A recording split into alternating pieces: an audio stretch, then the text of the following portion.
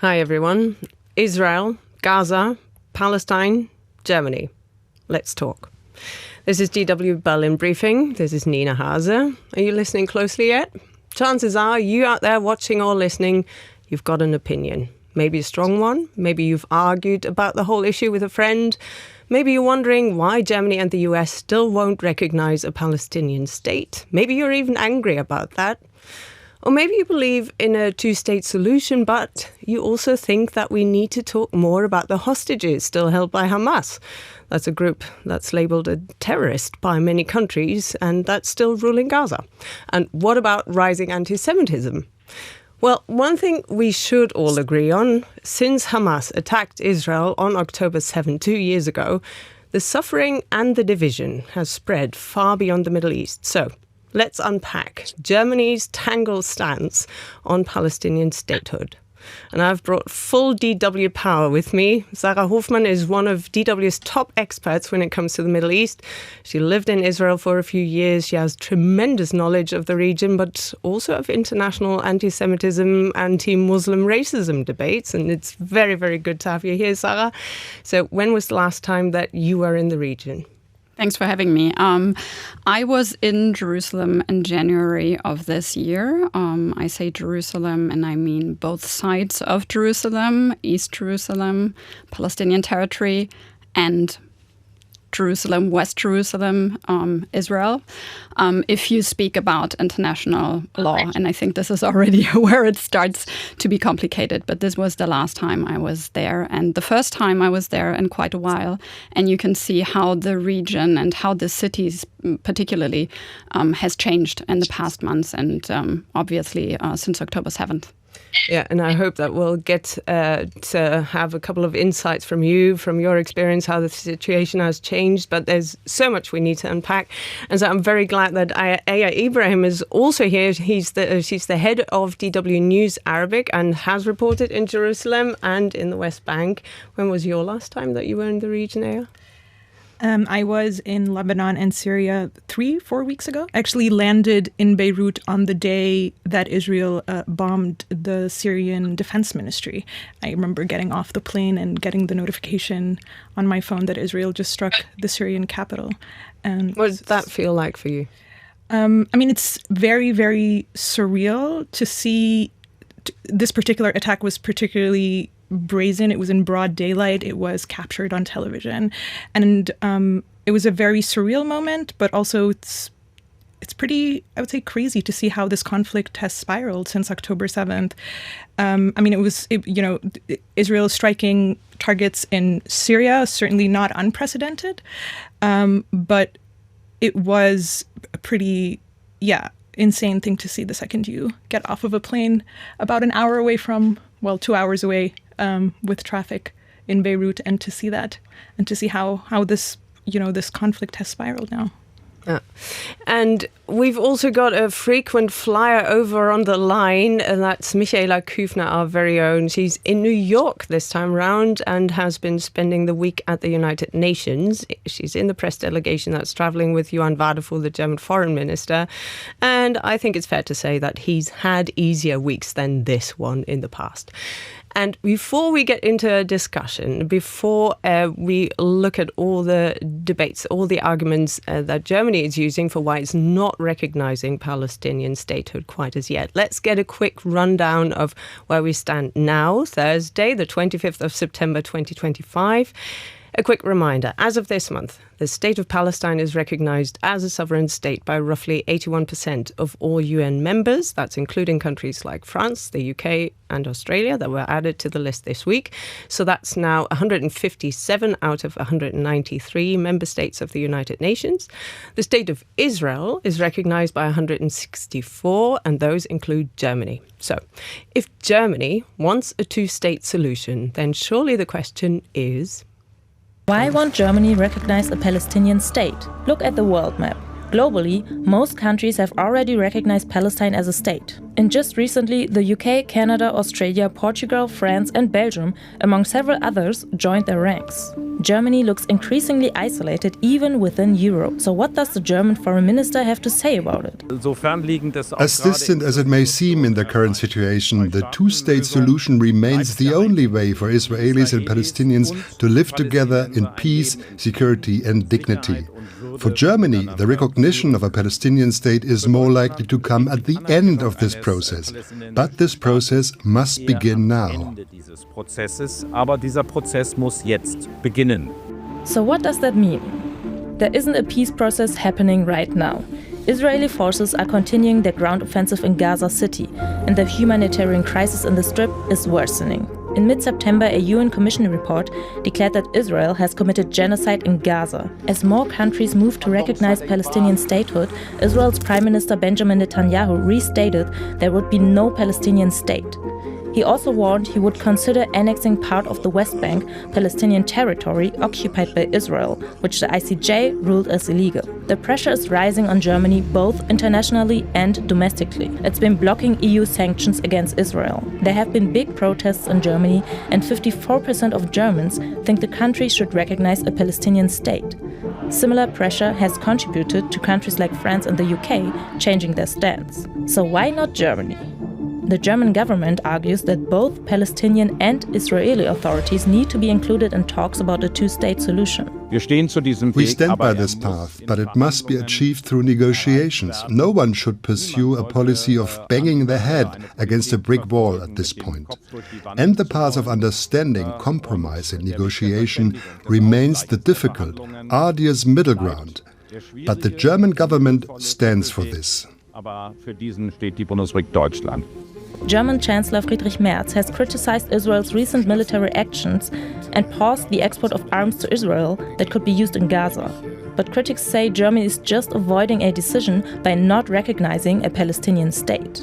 Meanwhile, it's unclear what this recent wave of recognition actually changes for Palestinians in Gaza, the West Bank, and East Jerusalem. Some analysts have argued it's a mostly symbolic move by Western governments. The occupied Palestinian territory is fragmented and administered by different governing bodies. And it remains to be seen whether countries like the UK and France back up recognition with more concrete action. So, one of the reasons that are very clear why Germany is so hesitant is the history. Sarah, if you can just, 30 seconds to sum up how we got from this huge atrocity committed during the Second World War, the Holocaust, to this principle of Staatsräson, so the German modern state, post-war Germany, essentially saying the existence of Israel as a state is so important that we place it above certain other principles. 30 seconds, here you go. Yeah, very difficult to answer that, actually. I mean, you said it. The Holocaust kind of is above everything here. The murder of 6 million European Jews and Germany's responsibility for it. Now, Merkel wasn't the first one, actually, to speak of the Staatsräson. This is Angela Merkel, the former German Chancellor. Exactly. And she held a very famous speech in the Israeli parliament, in the Knesset, where she used this term, Staatsräson. But this was never precisely defined what exactly this means. Merkel said that it kind of meant the security of Israel is Germany's reason of state, if you want to translate it into English. And she also mentioned, by the way, in that same speech, the responsibility to advocate for a two-state solution, which is very interesting because nowadays very oftentimes that part is kind of not forgotten because German politicians keep on repeating that they're advocating for a two-state solution. But in this very speech, she kind of tied both of these principles together, which is already very interesting, I think. But what exactly does Staatsräson mean? This is something that is debated at this very moment in Germany. What does this actually mean? to stand for Israel's right to exist, as a lot of German politicians say, or, the right of every people for self-determination, as international law would put it, which would also count for Palestinians and for the Palestinian people to have the right to self-determination. So this is, that's the question. What does this actually mean to be there for Israel's right to exist? And do we, speaking as Germany or German politicians, help Israel in its right to defend itself if we deliver weapons or not at all? And is this exactly not helpful, but reminding Israel to abide to international law? So that's kind of what's so complicated here, that no one really can say this is exactly what Staatsräson means. And of course, the big point of criticism is that it's really hard to draw the line between standing up for the right of the state of Israel to exist versus supporting any Israeli government, right?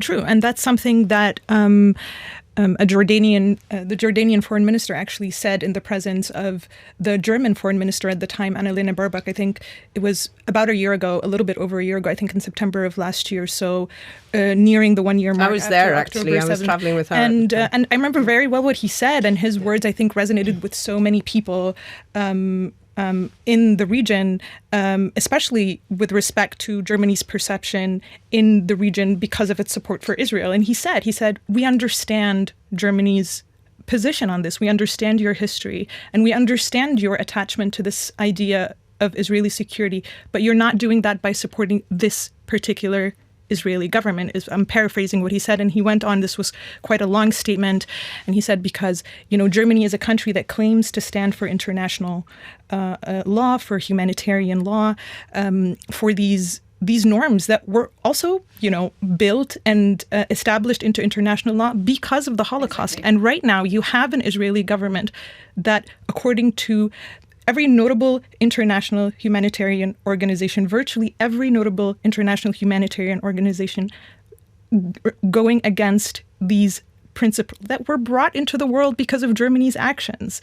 And so how do you explain that? And how do you square these two things when you're talking to average citizens in the region who, prior to October 7th, as I said, Germany's particular relationship with Israel was well known in the region.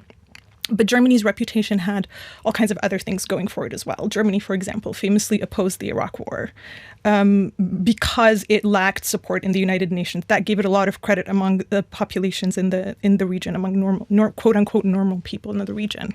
A country that's known for its industry, for its economy, and then also a country that was always known for preaching human rights to countries where human rights perhaps are not enjoyed as they are here. And then here you come to everything that Israel has been doing in Gaza post October 7th. And then, people in the region are saying, hey, wait a minute. I mean, do you really believe in these values? Are they truly universal to you? That famous first article in Germany's post-war constitution, human dignity is inviolable. And people in the region have been seeing the dignity of Palestinians violated every single day since October 7th. And they think, okay, well, maybe Germany just means everybody else except the Palestinians. And that makes the current German government and the previous one look pretty hypocritical in the region, I think. I want to get Michaela on this as well. But before we talk to you, Michaela, about how the German government's position has changed, let's just listen to what the then German Chancellor said, Olaf Scholz, after what happened on the 7th of October. At this moment, there is only one place for Germany, and that is at Israel's side. That is what we mean when we say that Israel's security is Staatsräson for Germany. Our solidarity is not limited to words. I have asked Prime Minister Netanyahu to remain in close contact and to inform us of any support he may need. So, Michaela, of course, the German government initially said Israel, like any other country under attack, according to international law, has the right to defend itself.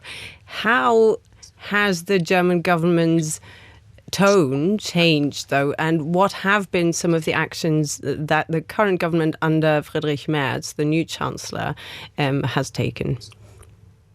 A lot has happened since that soundbite by Olaf Scholz, and the concern also in the German government remains for those hostages that are still being held by Hamas and whose situation is also made a lot worse by the suffering that the whole of the Gaza Strip is enduring.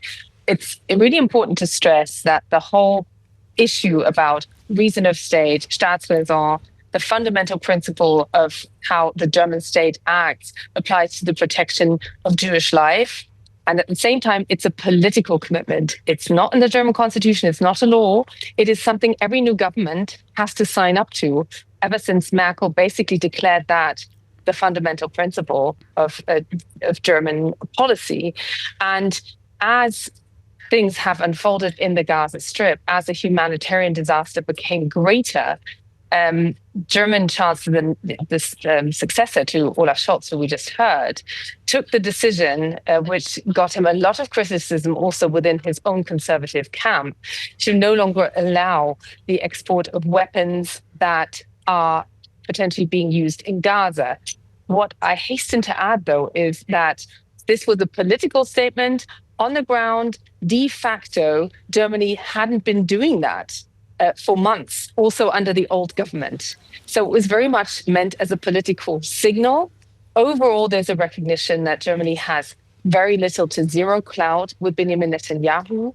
The last time the foreign ministers were in touch directly was May. The last time Friedrich Merz was on the phone to Netanyahu was in August. That was a very frank, off-the-cuff exchange.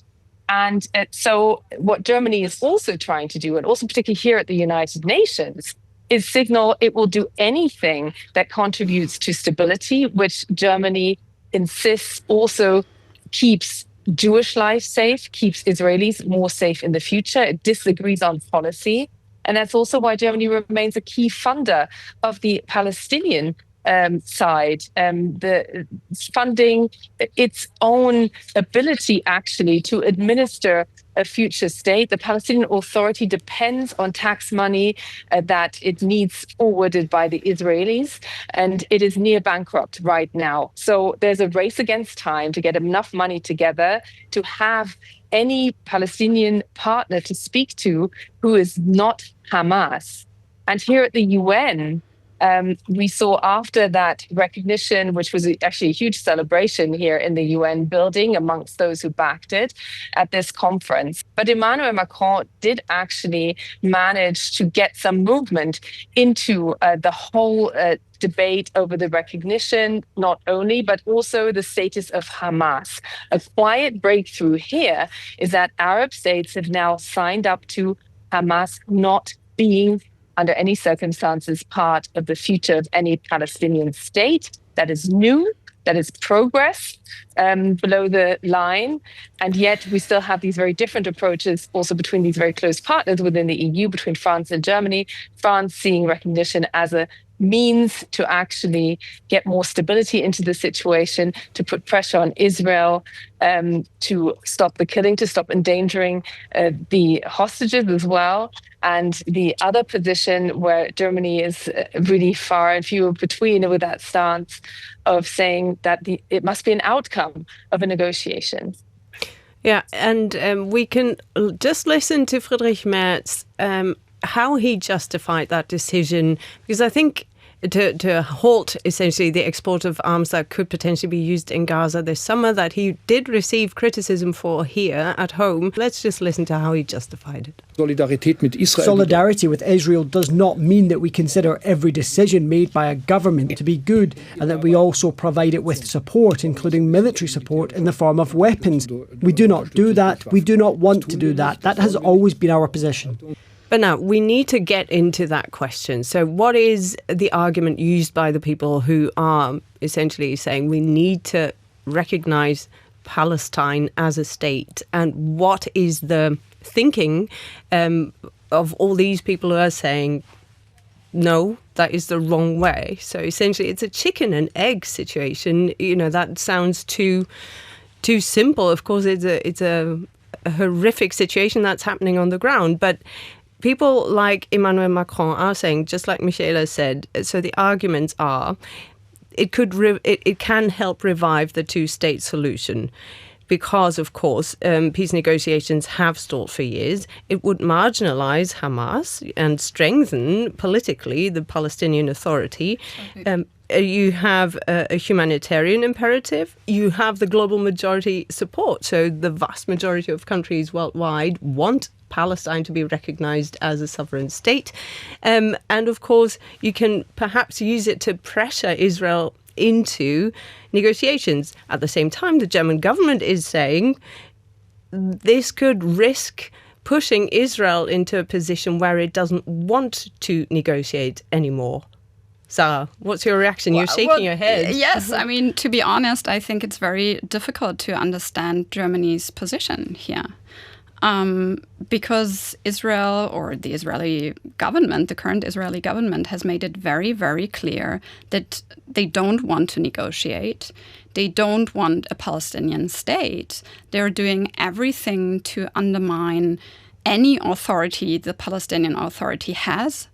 And, I mean, Aya knows this better than me. On the ground, for example, in the occupied West Bank, anyways, I mean, Israel is occupying the West Bank and also in the areas that are supposed to be controlled by the Palestinian Authority. Still, the Israeli army just does basically whatever they want. So I don't see this, argument by Germany saying that this could push Israel to a position where they don't want to negotiate, because I think this is very clear that they do not want to negotiate. And I would just like to echo again what Aya said before, is that, after the Holocaust, because I mentioned as well before the responsibility for the Jewish people, but rightly so, Aya pointed out that there is a responsibility for Germany for international law and to uphold international law and the institutions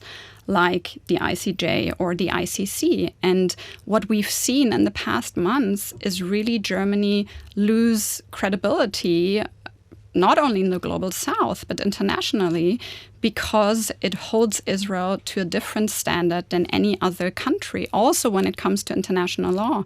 And because we were just listening to Olaf Scholz and to Friedrich Merz, both of them have done their part in this, in really making Germany look very hypocritical, in pointing out, at the end of October 2023, Olaf Scholz said he has no reason not to believe that Israel would not uphold international law.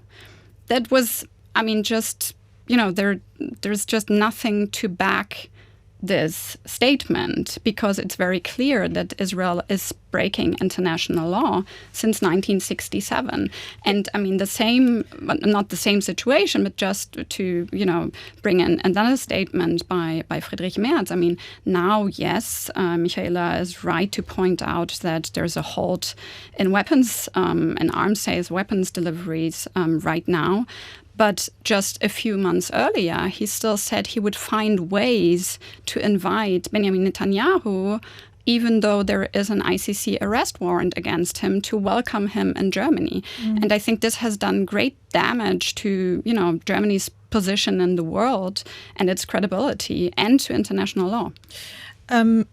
I think just going back to the arguments for recognizing a Palestinian, I think all of the things that you listed are valid, but there's something that I think is sometimes forgotten, is especially for people in the region, is that this is about an issue of justice. This is not just about a government or an organization or a movement. This is about recognizing that the Palestinian people exist as is, because for many people in the region, since October 7th, and for decades before that, the Palestinians have been subjected to systemic measures of erasure, in the West Bank, displacement.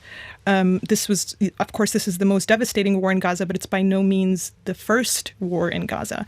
And so for a lot of people in the region, this feels like, this feels like justice coming from Western powers that they see as well, the way that history is understood in the region, that are part of the suffering that the Palestinians are going through right now. And so for a lot of people in the region, since we're here also talking about the perception of Germany and perhaps other Western countries in the region, they're now seeing a country like the United Kingdom, like France, with all of their, colonial history in the region, recognizing a Palestinian state, and Germany, which often, at least Germany, of course, has a colonial history in Namibia and Southern Africa. I've reported on that as well. But at least in the Arab world, it sort of doesn't have that baggage that these two other countries have. And now here it is that France and the UK are taking that step. And Germany is sounding like, it's really not reading the room on progressiveness and justice globally. And so I think that says a lot as well. I think just to be fair, we need to also look at the arguments that they're using, right? That they're saying recognition of a Palestinian state now would reward terrorism because of October the 7th, essentially. It would undermine negotiations because Israel is not involved. It would potentially also cause a security situation that's even graver because Hamas is still influential in Gaza. Which borders are we even talking about, says the German government? How do you exclude Hamas from power? And then also some people dismiss it as something that people like Emmanuel Macron are using as sort of symbolism, political theatre, with a big question mark. What does that actually mean? And I think Friedrich Merz gave another reason, speaking about what you just said, the Palestinians as a people. So maybe we can listen to him again, the German Chancellor. At this point in time, the conditions for recognising an independent state of Palestine are not met. The state essentially lacks everything that constitutes statehood. There is no population in the proper sense. If there were, then there is no recognised territory. There is no state authority that forms a government which is generally recognised. Therefore, at present, all the prerequisites are missing. And Michaela, you spoke to Johann Wadephul. The German government is saying that they're not rejecting the idea of ever recognizing a Palestinian state. It's a question of when, not if, right? Absolutely. And this is where they openly also challenge Benjamin Netanyahu's government on the whole idea of the two-state solution. Germany is firmly committed to that. And there are two different levels really here. There's what's happening factually on the ground, and then there's the diplomatic side of it. Nothing Germany does, whether it delivers weapons or not, whether it recognizes a Palestinian state or not, will really change the plight of the people, both the civilians in Gaza and the hostages on the ground at this moment in time. That is what I'm hearing from many diplomats that I've spoken to. Nevertheless, of course, it's very important which side of history Germany positions itself. And here, clearly, it wants to keep the whole concept of a Palestinian state as an outcome, also to keep the pressure on the Palestinian side to negotiate. The rather more technical argument is, well, you can't really recognize a state if you don't even know what the borders of it are. That is still an open question. But this is, of course, in a very acute situation where people are starving, they're suffering, and where the West Bank is daily being challenged in its existence as a continuous piece of land. But having said all of that, let's look at the evidence we see so far. The UN General Assembly had produced some evidence here. Donald Trump sat down with Arab states for a meeting that was due to last for 1 hour. It lasted 3 hours. Thereafter, there was a meeting with those countries, Western countries, that had just recognized a Palestinian state, not all of them, but some of them, and there's Arab states. And they've actually started working out what a day one after the fighting could look like. That is progress. And again, Arab states have signed up to the idea that Hamas must no longer be part of any government for the Palestinians. That is new. That's a new commitment that was not negotiable for decades.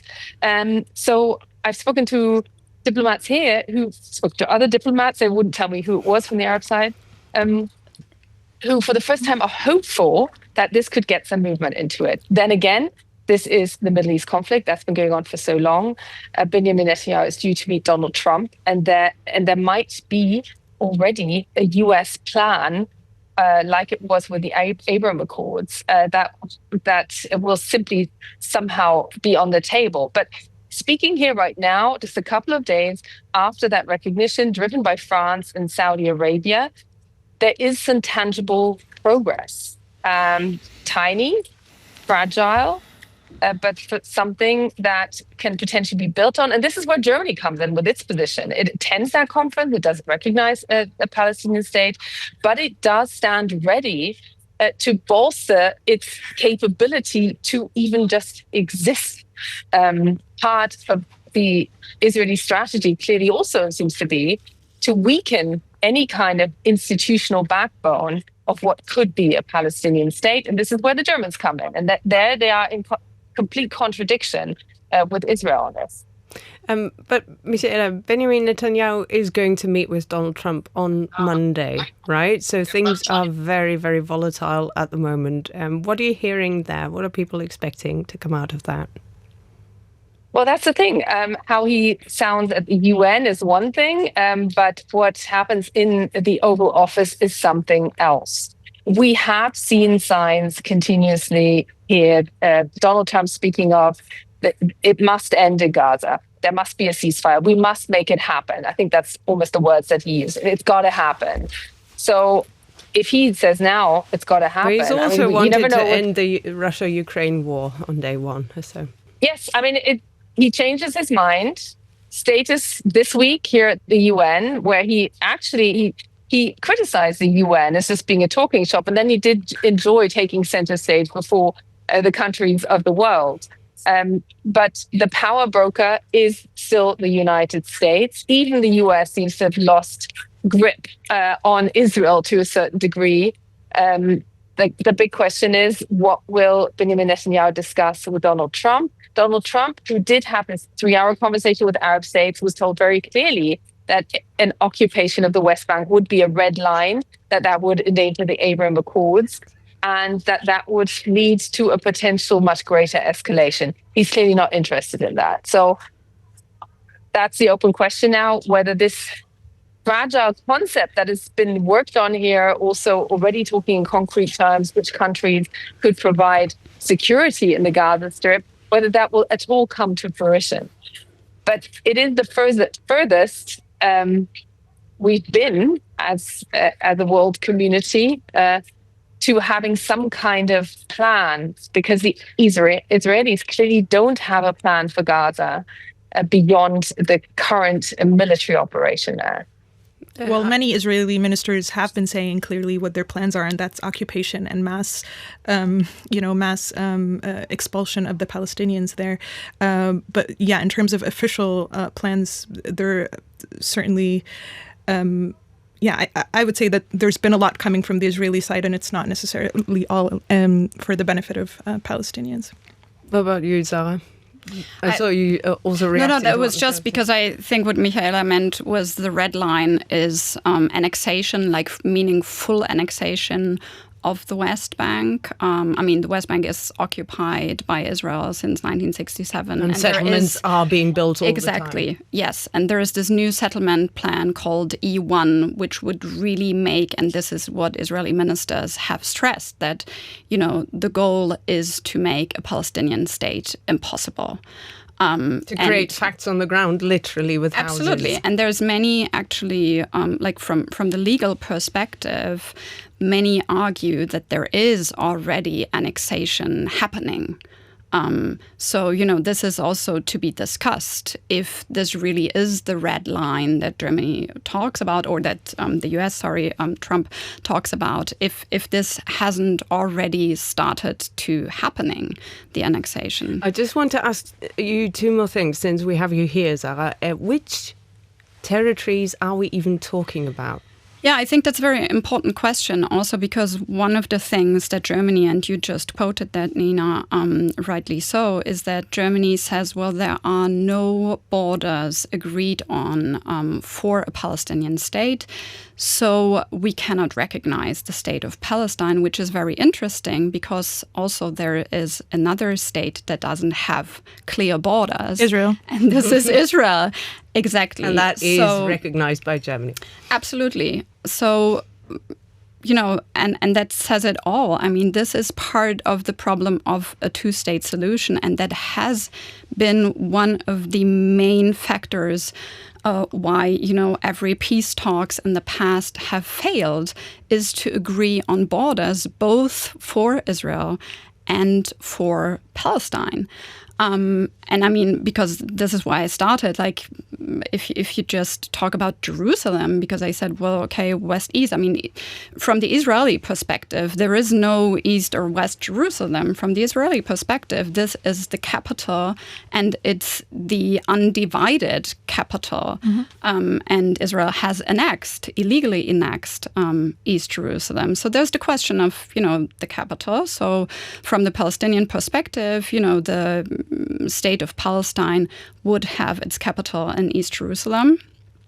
And then we're talking about the West Bank, and that's basically the green line would be what would be internationally recognized as borders for the West Bank and also for Gaza. So this is the 1949 armistice line. So there's not even that big of a question, actually, to say where would the border be. But this has not been ever agreed upon in talks between an Israeli and a Palestinian side. And we've got a lot of content on this topic on DW News, so we'll make sure to post a couple of links down here after this production. But Michaela, I want to go back to you because to sort of reach a conclusion of this episode, we could go on talking also about the increase in protests here. We're just going to see another one this Saturday here in Berlin. It's going to be very big. But Michaela, what is Germany doing, the German government doing, apart from trying to talk to all sides and trying to not be on the wrong side of history in specific terms? Is there money that's flowing to the Palestinian Authority, for example? Is that amount going to be increased? As we're recording this, the coalition is talking about how much it will potentially give the Palestinian Authority. There was talk of some 30 million. We weren't able to get that confirmed because clearly there still is no fixed number hammered out between the two coalition partners. Interestingly, the Social Democrats have always been a lot more pushy in the sense of supporting the Palestinian side, calling on Germany's responsibility there. And we've seen a major shift by a German chancellor. And I just want to add again that when Friedrich Merz was speaking about Benjamin Netanyahu being able to come to Germany, and that would be in violation of international law if he doesn't get arrested, because there is, of course, an arrest warrant by national court against him. That was before he became chancellor. And he then, ever since, he basically, the response is there's no visit scheduled. So the worst thing that Netanyahu could really do is call Friedrich Merz's bluff and intend to come to Germany and see what happens, whether Germany is actually willing to actively break international law. What the conversations I've had here is that there is a sense, yes, Germany has this certain historical responsibility. I mean, the entire UN system was built on the ruins of the Second World War. The UN Charter is a direct result of this ground zero of humanity, of the Holocaust. So there is a sense also here that there is a special responsibility. But Germany also wants to win an election here, and that is an election for the non-permanent seat in the UN Security Council. So a lot of diplomats here are currently very busy explaining to states or trying to win over states and tell them that Germany is a guarantor of this international legal structure. It believes in international and believes in human rights values. And this is not getting easier through this conflict because the question of the plight of Palestinians gets traction everywhere in the world, in Asia, anywhere. I've listened to many speeches here. There were a lot of references to the plight of the Palestinians, also some on the war on Ukraine. So it is an issue that Germany will not be able to duck. And a lot of hopes now rest on this meeting between Netanyahu and Trump. It is clear in terms of power dynamics, if the Americans can't get Netanyahu to do anything, nobody can. If Trump can't, nobody can. And the Germans are working pretty quietly these days in the background, condemning individual actions of the Israelis, but also, of course, of Hamas, and giving money, support to anything that helps facilitate a viable potential Palestinian state. So that hope doesn't get extinguished. But again, the acute situation on the ground, that is something else. And here, Germany is also the world's second largest provider of humanitarian assistance. So Germany is doing a lot of the behind the back kind of background work, supportive work, but it is not willing to take that step forward because of its historical ties. And I sometimes find that a slip of the tongue can tell a lot. The German Foreign Minister, Johann Wadephul, since he came into office, hasn't regretted anything as much as a slip of the tongue where he spoke of forced solidarity that Germany had with Israel. Then he, of course, protested that he didn't mean it. But I think that slip of the tongue is also quite telling and also shows the turmoil that it throws also conservative politicians into this whole question of the Israeli campaign against Palestinians, which a UN report already referred to as having the hallmarks of a genocide, which Spain is happy to call a genocide, and where Germany is awaiting what the International Criminal Court will say on this very matter, because, of course, there is a case pending. And also, Michaela, the United Nations is not the only international organization where Germany is looking increasingly isolated. If you look at what's happening on EU level, Germany is also not so far supporting the moves to end the association agreement with Israel. And it is also not officially yet supporting the moves to put those two most radical ministers that you just mentioned out of Netanyahu's cabinet on the sanctions list. But again, the situation is very volatile, and I would just like to end with a quick round where I ask all of you, and I start with you, Zara, what would need to change for Germany to recognize a Palestinian state? Wow. That's a question I kind of ask myself, because I think what Germany demands, and you could say, well, even rightly so, that there would be measures to be taken to make this state like a real state with, real authority, government, and so on, borders. But at the moment, it doesn't look like this will be happening. So to me, it doesn't look like this will ever happen in the next years, to be honest. I'm very pessimistic when it comes to the situation on the ground. I don't think that what Germany demands will happen. What would need to change in order for Germany to recognize a Palestinian state? For the German government, the current German government, to recognize a Palestinian state in the way that the UK and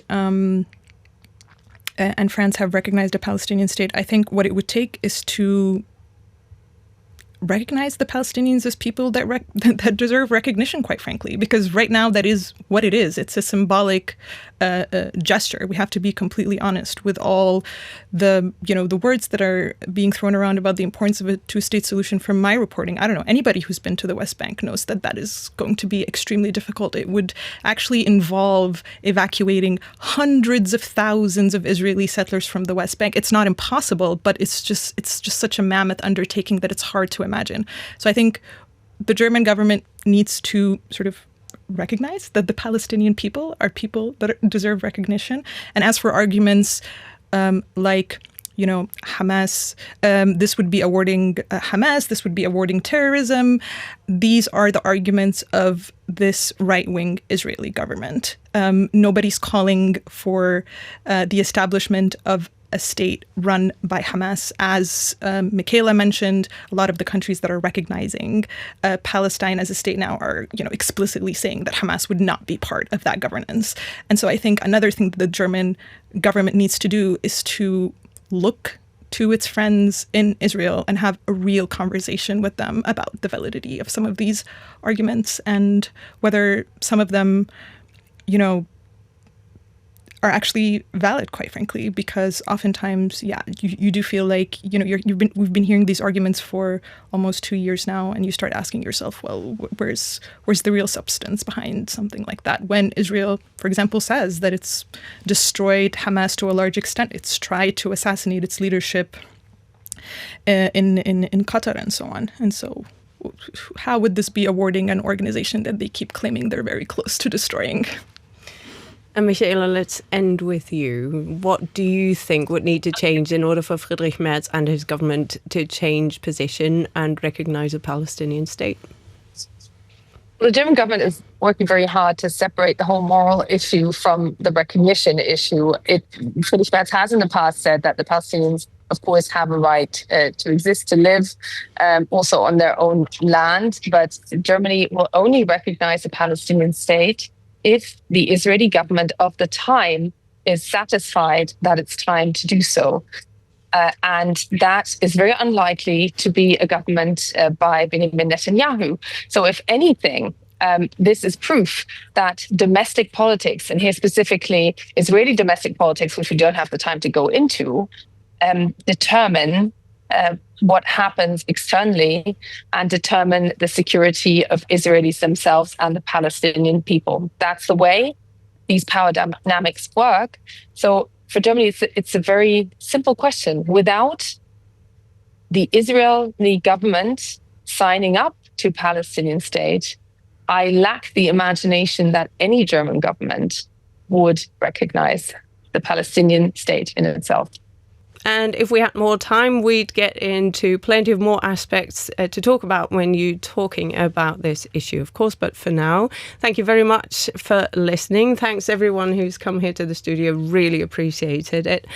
And of course, also a very big thank you to you over there, Michaela Küfner, who is going to be flying back to Berlin. Looking forward to having you back here. It turns out we're both September girls.